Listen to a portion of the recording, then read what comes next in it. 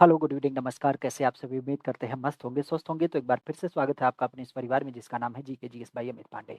खास आज के विषय की जब बात की जाए तो आज के विषय में जिस एक मुद्दे के साथ हम कनेक्ट होने वाले हैं, वो एक बड़ा महत्वपूर्ण मुद्दा है क्योंकि आप भी जानते हैं यूपी सरकार के द्वारा आज के कह सकते हो कि 3 साल पहले एक योजना चालू की गई थी जिसका एक मूल मतलब था कि हमारे युवाओं को डिजिटल सशक्त करना है। स्वामी विवेकानंद युवा सशक्तिकरण योजना जिसके अंतर्गत बच्चों को जो अध्ययन करने वाले होते हैं जैसे आपने देखा था पुरानी योजनाओं में 12वीं पास पे आपको लैपटॉप वगैरह दिया जाता था, तो सरकार ने अब समूचे रूप में जो बीए करता है, बीएससी करता है, एमएससी करता है, एमएड करता है, बीएड करता है, पॉलिटेक्निक करता है, डिप्लोमा करता है, सबको एक साथ मोबाइल और टैबलेट देना चालू कर दिया। तो पिछले क्रम में ये बड़े स्तर पे चल रहा था लेकिन अब एक समस्या आ गई क्योंकि जैसे मान लेते हैं हम 12वीं की बात छात्र हैं, तो 12वीं पास करते हुए हमने क्या किया साथ में आईटीआई का एडमिशन ले लिया, फिर अगले साल हमने ग्रेजुएशन का एडमिशन लिया। तो हम बैक टू बैक कई सारे संस्थाओं में गए तो हमारा नाम हर जगह शामिल किया गया। और इवन आपने देखा होगा बहुत सारे बच्चे ऐसे हैं जिनका कोई नाम चर्चा नहीं है, हमारे यहाँ से है भी नहीं, उनको भी यहाँ पे एनरोलमेंट दिया गया तो उसके आधार पे। तो थोड़ा-सा हम कह सकते हैं कि जिसमें क्या हो गई बंदर बाँट चालू हो गई, हम कह सकते हैं मोबाइल और टैबलेट का, जिसमें आँकड़े आपके सेलेक्ट नहीं किए गए और आपने देखा भी होगा कि बाद में एक सीन आपको निकल के आता है कि बहुत सारे बच्चों के जो प्रबंधक थे, उन लोगों ने ही स्कूल से गायब करवा दिया मोबाइल, टैबलेट। इवन आप कह सकते हो बहुत सारे लोगों पे क्लेम भी आया कि इतना पैसा दीजिए तो ये हो जाएगा। बहुत सारे लोगों ने लेकर के बाद में बेच दिया। तो ऐसी चीज़ों से बचाने के लिए हमारे यहाँ पे सरकार ने एक काम कहा, देखो हम दे तो रहे हैं, सबको दे रहे हैं, खुले तौर पे दे रहे हैं, इसमें कोई छिपी बात नहीं है। लेकिन उसके लिए आपको क्या करना पड़ेगा, आपका आधार वेरिफ़िकेशन करना पड़ेगा और इस बात से एक बात पुष्टि हो जाएगी कि आप ही हैं, आप लेने में इंटरेस्टेड हैं, तो हम आपको देने में कोई कोई नहीं करने वाले हैं। तो सरकार की एक अपनी खुद की वेबसाइट है जिसका नाम है डिजी शक्ति। तो जी डिजी शक्ति पे इन्होंने कहा कि आप अपना क्या करिए, ई-केवाईसी करिए। और ई-केवाईसी का मतलब क्या? आप अपने आधार के डॉक्यूमेंट को क्या करिए हमारे साथ मैच करा दीजिए, अपने मोबाइल नंबर वगैरह को रजिस्टर करा दीजिए और जब भी आपका होगा, तो उसके बाद क्या किया जाएगा, यहाँ पे आपका जो मोबाइल है या टैबलेट है वो आपको दे दिया जाएगा। इसमें अब आपको कोई दूसरे माध्यम की ज़रूरत नहीं पड़ेगी। सीधे शब्दों में अगर आपका स्कूल, कॉलेज में एडमिशन है, तो आपको हम क्या करेंगे, स्वतः देंगे। इसके लिए आपको बीच में किसी बिचौलिए की ज़रूरत नहीं है। तो यहाँ पे कैसे क्या चीज़ें होंगी, उसको थोड़ा-सा समझने का हम प्रोसेस करते हैं। यहाँ पे जुड़ते हैं सीधे तौर पे डिजी शक्ति पोर्टल से है, क्योंकि वहीं से हमारा क्या होना है, कार्य होना है। तो डिजी शक्ति की जब बात की जाए तो डिजी शक्ति पोर्टल को हम क्या करते हैं, खोल लेते हैं। अब डिजी शक्ति पोर्टल की जब बात की जाए तो हमने खोला डिजी शक्ति का पोर्टल यूपी का, आप देख सकते हैं पहले नंबर पे आ गया, ठीक है। डिजी शक्ति पोर्टल को आप अगर देखेंगे तो यहाँ पे लिख ही रहा है स्वामी विवेकानंद युवा सशक्तिकरण योजना। अब आपको यहाँ पे कैसे रजिस्ट्रेशन करना है और क्या इसका पूरा प्रोसेस होगा, अगर उसकी थोड़ी-सी बात करें तो देखिए इसमें सारी चीज़ें आपकी बिल्कुल खुले लेवल पे दे रखी है। जैसे पहले नंबर पे मोबाइल टैबलेट सेंटर आपके यहाँ पे कौन-कौन से हैं? क्योंकि आप भी जानते हैं सैमसंग, एसर और लावा, इन तीनों कंपनियों के क्या होते हैं आपके मोबाइल और टैबलेट दिए जा रहे हैं, तो अगर आपको कोई बाद में गलती हो जाती है, कोई कमी आती है, तो आप इनसे संपर्क क्या कर सकते हैं, स्थापित कर सकते हैं।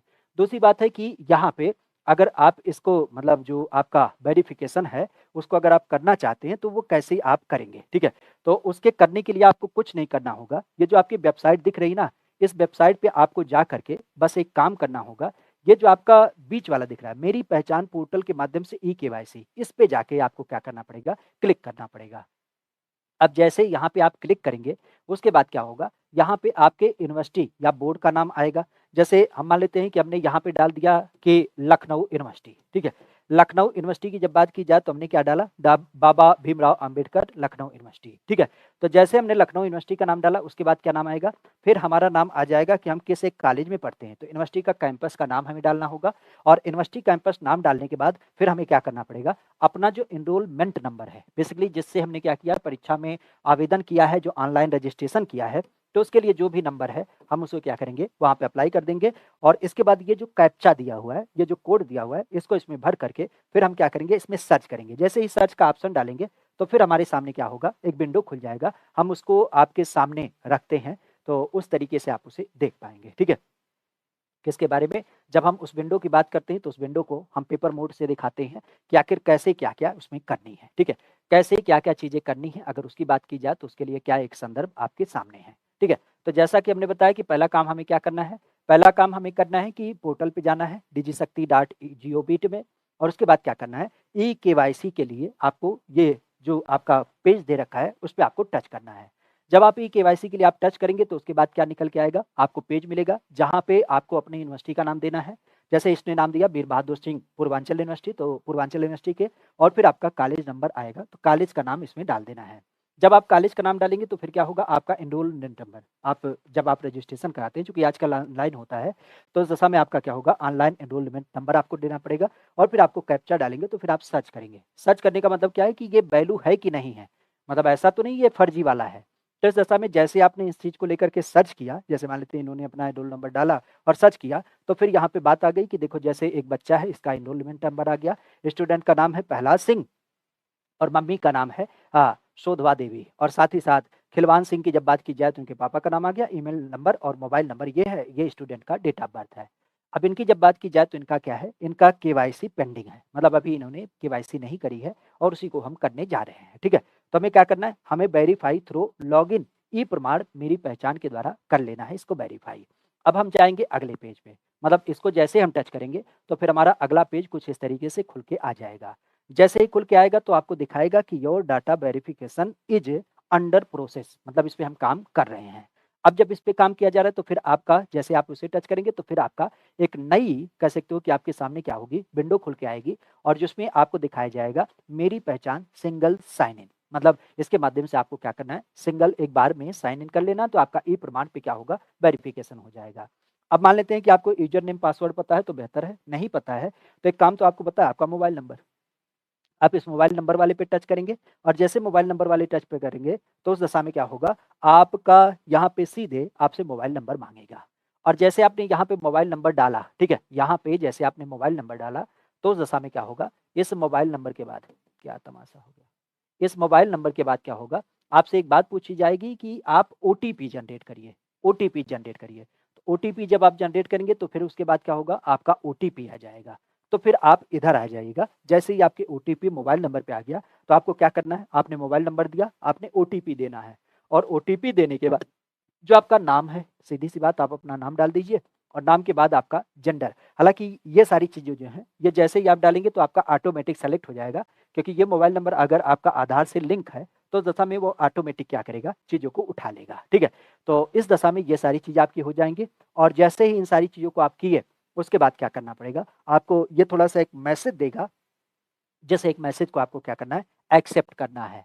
एक्सेप्ट करेंगे तभी ये आपका आगे बढ़ेगा, अगर आपने उसे रोक दिया तो उस दशा में क्या होगा, आपका कैंसल हो जाएगा। तो आपको एक्सेप्ट करना है। एक्सेप्ट करने के बाद फिर आपका क्या होगा, अगले पेज पे आएँगे। अब अगले पेज पे आएँगे तो फिर क्या होगा, अब यहाँ पे ज़ाहिर-सी बात है आपका आईडी वगैरह क्लियर हो गया है। तो आप क्या करेंगे, अपना नाम डालेंगे, अपना जो जेंडर है उसे डालेंगे, आपकी डेट ऑफ बर्थ डालेंगे और साथ ही साथ अपना एक यूज़र नेम क्रिएट कर लीजिएगा, ताकि उसके माध्यम से क्या किया जाए, आपको खोजा जाए। जैसे आप ईमेल आईडी बनाते हैं ना, सीधी-सी बात है। आपने फेसबुक आईडी बनाई है, इंस्टाग्राम आईडी बनाते हैं, उसी तरीके से इसमें सारा प्रोसेस है।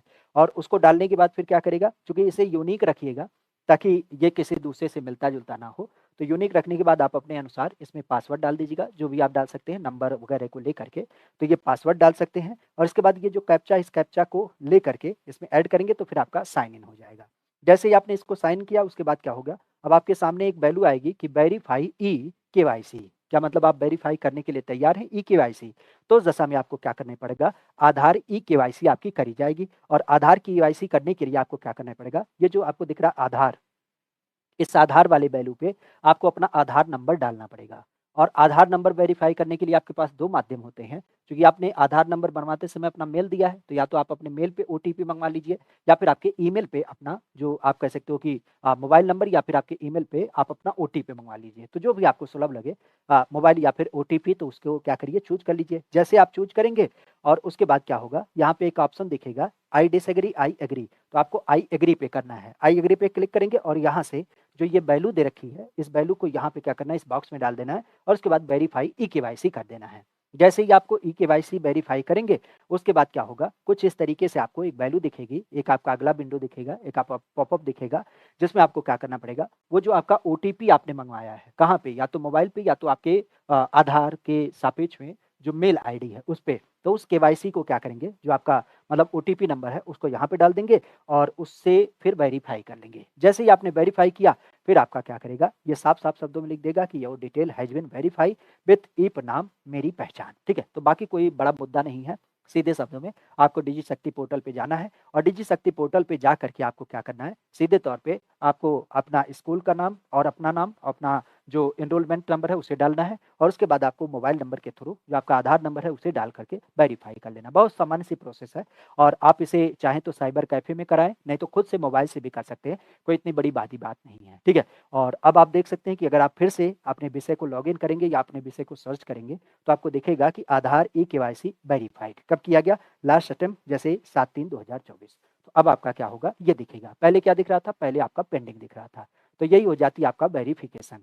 अब एक चीज और ध्यान रखिएगा कि जब आपने इसको क्या किया, वेरीफाई कर दिया, अब इसके बाद आपका डाटा जो हो गया वो पूरी तरीके से सेव हो गया किसके पास, सरकार के पास। कई सारे संदर्भों में आपने देखा होगा कि जब आप कोई गलत इन्फॉर्मेशन देते हैं तो उस दशा में आपका फेल दिखा देता है। जैसे आप यहाँ पे देखिए, यहाँ पे इसने दिखाया क्या, यहाँ पे इसने पहले चरण में दिखाया कि आपका सक्सेस हो गया। तो सक्सेस हो गया इसका मतलब आपको जरूरत नहीं है दोबारा जाने की, आपका क्लियर हो गया। लेकिन मान लेते हैं कि इस बच्चे ने किया और इस बच्चे ने बाई चांस कोई गलती की दी, तो उस दशा में क्या हो गया, इसने खुद बता दिया कि देखो भाई प्रहलाद, प्रहलाद तुम्हारा क्या हो गया है, ई-केवाईसी जो है वो टेस्टिंग में है, वो अभी क्लियर नहीं हुआ है। और क्लियर नहीं हुआ है इसका मतलब क्या हो गया है, यहाँ पे आप कह सकते हो कि आपके जब आप फाइनल इसमें जाएँगे, देखने की कोशिश करेंगे, तो आपको दिखाएगा कि ई की आधार जो है वो आपका क्या है, वो पूरी तरीके से फेल दिखा रखा है, ठीक है। तो फेल दिखा रखा है तो उस दशा में आपको क्या करना है, ई-केवाईसी के लिए आपको फिर से एक बार अटेम्प्ट करना पड़ेगा। हालाँकि अटेम्प्ट करने से पहले आपको कोशिश ये करनी पड़ेगी कि आप क्या करें, जो आपका इंस्टीट्यूट है उस पे जाएँ, क्योंकि सीधी-सी बात आपने अपनी तरफ से जानकारी विधिवत दी है, कोई न कोई बीच का गलती है, तो बीच की गलती है इसका मतलब स्कूल की तरफ से गलती है, जिन्होंने आपका या तो एनरोलमेंट नंबर गलत दिया या स्कूल का नाम, कॉलेज का नंबर या डेट ऑफ बर्थ कहीं कोई गलती की होगी तभी आपका मैच नहीं कर रहा है। नहीं तो अगर आपने ये सारी सूचनाएँ सही दी हैं तो फिर मैच क्यों नहीं कर रहा है? तो इसका मतलब आपको क्या करना पड़ेगा, आपके जो कह सकते हो इंस्टीट्यूट्स के नोडल ऑफिसर हैं, उनसे जाके आप मिल लीजिए कि भैया देखिए, आपने जो शक्ति पोर्टल पे अपना डाटा दिया है, क्या उसमें हमारी चीज़ें सही हैं या फिर गलत हैं? क्योंकि ये वेरिफ़िकेशन में गलती दिखा रहा है। तो उस दशा में जैसे ही आपके वो संस्थान के द्वारा आपका अप्रूव किया जाएगा, फिर से आप इसे वेरीफ़ाई कर पाएँगे। बहुत सामान्य सी प्रोसेस है, बस उसमें कुछ नहीं करना है। सीधे तौर पे गवर्नमेंट की वेबसाइट है, खुद की वेबसाइट है डिजी शक्ति पोर्टल, और डिजी शक्ति पोर्टल पे जैसा कि हमने बताया कि आपको क्या करना है, जो ई-केवाईसी वाला साइन है, उस पे जाकर के यहाँ से मैनुअल आपको कर लेना है, ठीक है? तो डिजी शक्ति पोर्टल की जब बात की जाए तो इस डिजी शक्ति पोर्टल के माध्यम से क्या करना है, आपको इसके माध्यम से स्वतः केवाईसी कर सकते हैं, जहाँ पे आपका एनरोलमेंट नंबर आपके साथ ज़रूरी चाहिए होगा, ठीक है? अगर फादर नेम गलत हो गया है तो उसके लिए क्या करें, तो सीधी सी बात आप संस्थान के पास जाएँगे, ठीक है? संस्थान, अब एक चीज़ ध्यान रखिएगा, फादर नाम किसमें गलत हुआ है? आपके आधार नंबर में गलत है। अगर आधार में गलत है तो पहले तो आप आधार सही कराइए, ठीक है? और अगर आपके कॉलेज की तरफ से फादर नेम गलत आ रहा है तो इसका मतलब आपके कॉलेज की तरफ से गलती है। जैसा कि हमने बताया कि आप कॉलेज के नोडल ऑफिसर से संपर्क करेंगे, उनसे बोलेंगे कि भैया ऐसी-ऐसी गलती आ रही है, तो उस दशा में वो क्या करेंगे, उसे सही करेंगे। कब तक आ जाता है मोबाइल, अभी कैसे बताया जाए? ये तो सरकार के पास जितनी खरीद होगी, जितना उनका आंकड़ा होगा, अब आपका काम है आपको रजिस्टर्ड करना है। जैसे मान लेते हैं कि हमारे पास, मान लेते हैं कि हमने कहा कि हमारे पास यूपीजी के सिद्धार्थ बैच जो है उसमें 100 सीटें हैं। अब जो बच्चा पहले आएगा उसे मिल जाएगा, जो बाद में आएगा उसे बाद में मिलेगा, यही सीन है, ठीक है? तो जितना इनके पास होगा।